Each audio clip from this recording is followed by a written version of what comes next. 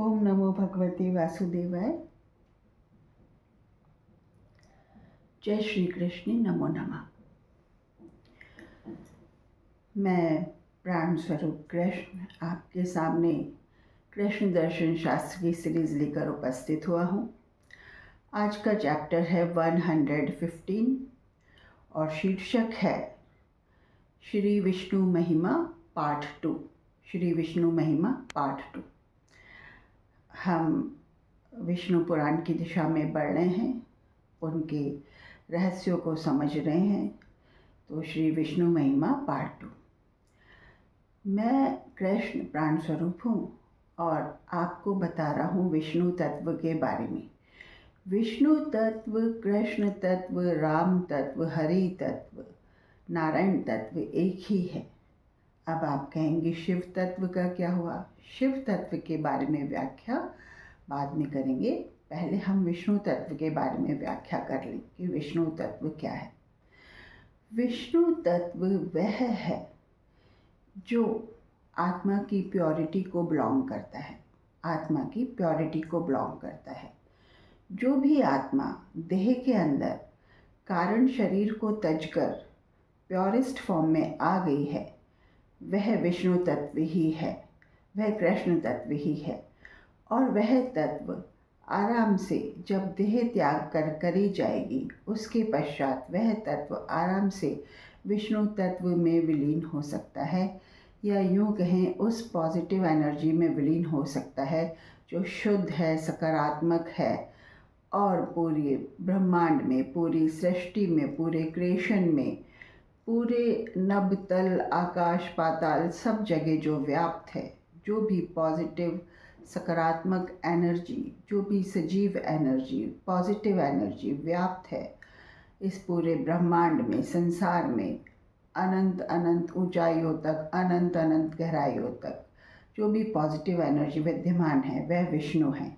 और कोई भी जीव अपने कारण शरीर को जीते जी लुप्त करके बाद में देह त्याग के बाद में उस विष्णु तत्व में विलीन हो सकता है, और इसी को मोक्ष कहते हैं। इसी को मोक्ष कहते हैं। जो आत्माएं अपने कारण शरीर को अपने देह में रहते हुए त्याग देती हैं, वह विष्णु तत्व में ही विलीन होती हैं और उसे ही मोक्ष कहते हैं।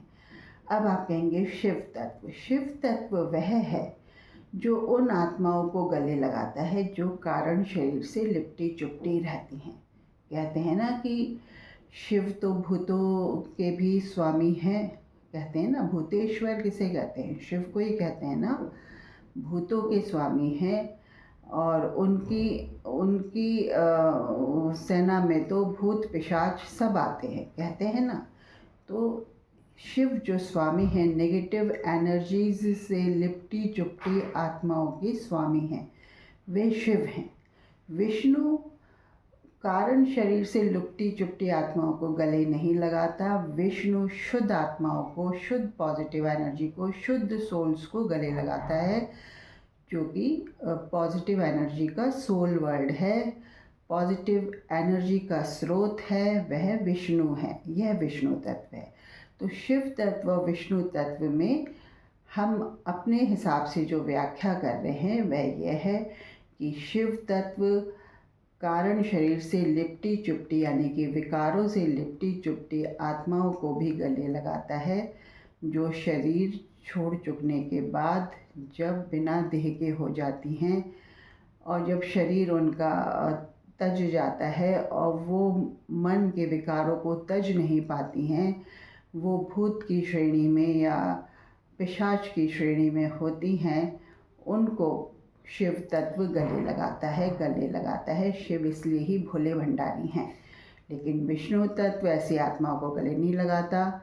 वे आत्माएं दूसरे देवताओं के द्वार पे जाएंगी या दूसरी एनर्जीज़ में मिलेंगी, नेगेटिव एनर्जी वर्ल्ड में जाएंगी या शिव तत्व में जाएंगी, और शिव को ध्याने वाली आत्माएं बार बार जन्म मृत्यु लेती हैं, आवागमन में आती हैं। बाकी सारी देवताओं को ध्याने वाली आत्माएं क्योंकि कारण शरीर से बंधी होती हैं उनका मोह, कर्म बंधन, मोह बंधन या जो भी बंधन है आत्माओं के ऊपर, वो छूटे नहीं होते हैं। तो बाकी देवताओं को पूजने वाली आत्माएं या बाकी भगवानों को पूजने वाली आत्माएं चक्कर काटती हैं, संसार के आवागमन में रहती हैं, और वो आत्माएं मोक्ष नहीं पाती हैं। मोक्ष कहाँ मिलता है आपको? मोक्ष आपको मिलता है नारायण के द्वारे पे, विष्णु के द्वारे पे, या हरि, कृष्ण, राम, इनके द्वारे पे। तो शैव और वैष्णव में जो अंतर है वो यही है कि शिव को ध्याने वाले संसार में आते जाते हैं, मोक्ष नहीं पाते। और कृपा जरूर होती है ईश्वर की, भगवान की, देवता की।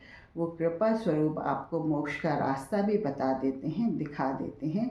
कई बार वो ये भी बता देते हैं कि अब हमारे द्वारे को छोड़ के नारायण का द्वारा पकड़ लो, ये भी बता देते हैं। पर जो भी आत्माएं अपना आखिरी जन्म ले रही होती हैं, जिन्हें हम राधे की संख्या देते हैं, क्योंकि राधा वही है जो धारा की उल्टी दिशा में प्रवाहित हो, वो राधा, यानी कि जिस स्रोत से जो धारा निकल कर आई है उस स्रोत की तरफ जब वो वापस मुड़ जाती है तो वो धारा राधा बन जाती है, और वो धारा फिर विष्णु में ही विलीन होती है, विष्णु स्रोत में ही विलीन होने चल देती है। तो विष्णु तत्व क्या है और शिव तत्व क्या है, ये मैंने आपको बताया। शिव भूतों और पिशाचों के भी भगवान हैं। शिव भोले भंडारी हैं। वे हर आत्मा को, चाहे नेगेटिव एनर्जी वाली हो चाहे पॉजिटिव एनर्जी वाली हो, हर आत्मा को गले लगाना जानते हैं। तो इसलिए शिव पहले बना जाता है और बाद में विष्णु बना जाता है। पहले शिव बनना होता है ताकि नेगेटिविटीज़ को दूर कर सकें। पहले शिव को मनाना होता है और फिर विष्णु को मनाना होता है। और जिनको शिव कह दे कि तू सीधा विष्णु को मना, तू सीधा हरि को मना, तू सीधा कृष्ण बन, उधर फिर बात आती है विष्णु तत्व की। तो आज बस इतना ही। ये था श्री विष्णु महिमा पार्ट 2, जो आज का चैप्टर हम फिनिश करते हैं। कल हम श्री विष्णु महिमा पार्ट 3 बोलेंगे। जय श्री राधे।